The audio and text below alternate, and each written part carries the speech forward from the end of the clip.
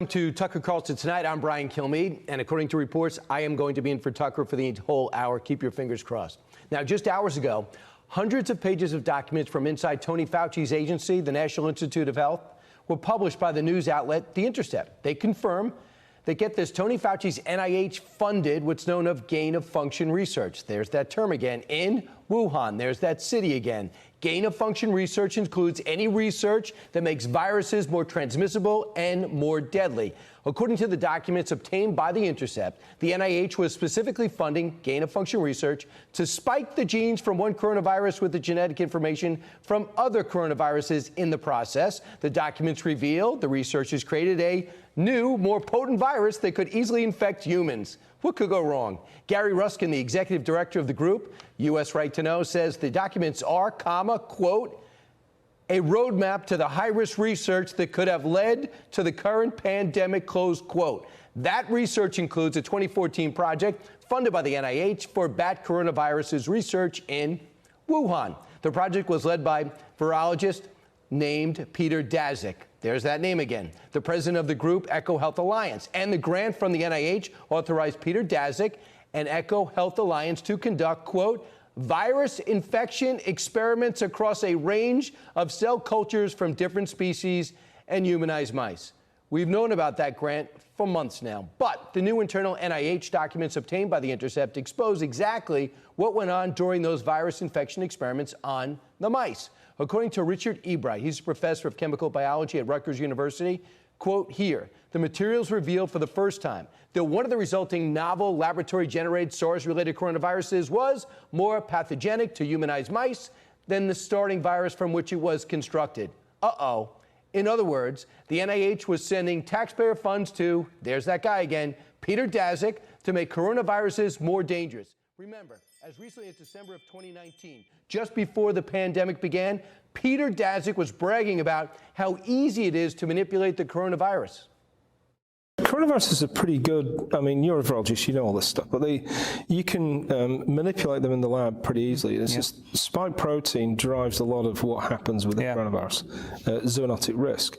So you can get the sequence, you can build the protein, and we work with Ralph Barrick at UNC to do this.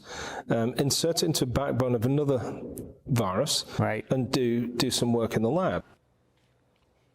After the pandemic began, Peter Daszak stopped bragging. Instead, he organized a letter to Lancet, a respected journal, from several virologists. The letter claimed the virus didn't originate in a lab. Isn't that nice? Tony Fauci cited that letter on television as proof that the virus was not man-made.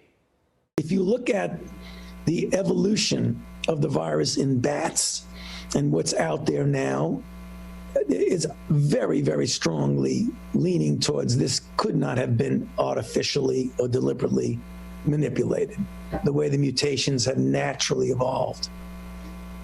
A number of very qualified evolutionary biologists have said that everything about the stepwise evolution over time strongly indicates that it evolved in nature and then jumped species. All right, case closed. That's what Tony Fauci was saying publicly.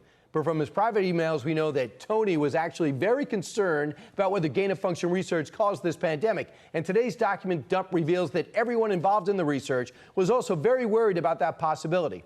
Now, after reviewing the internal NIH documents published by The Intercept, one biologist, Alina Chan, made this assessment, quote, in this proposal, they actually point out that they know how risky the work is. They keep talking about people potentially getting bitten, and they keep records of everyone who got bitten, Chan said.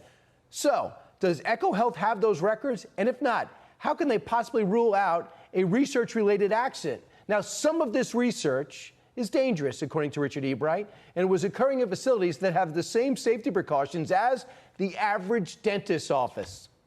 Here's what one of the facilities looks like. It is not a conspiracy to say there were live bats at the lab. It is a fact. And as you can see, this video shows bats in a cage at the Wuhan Institute. You can also see there a researcher feeding a bat with a worm. And in this image, we can see researchers out capturing bats, and a bat even hangs off a researcher's hat.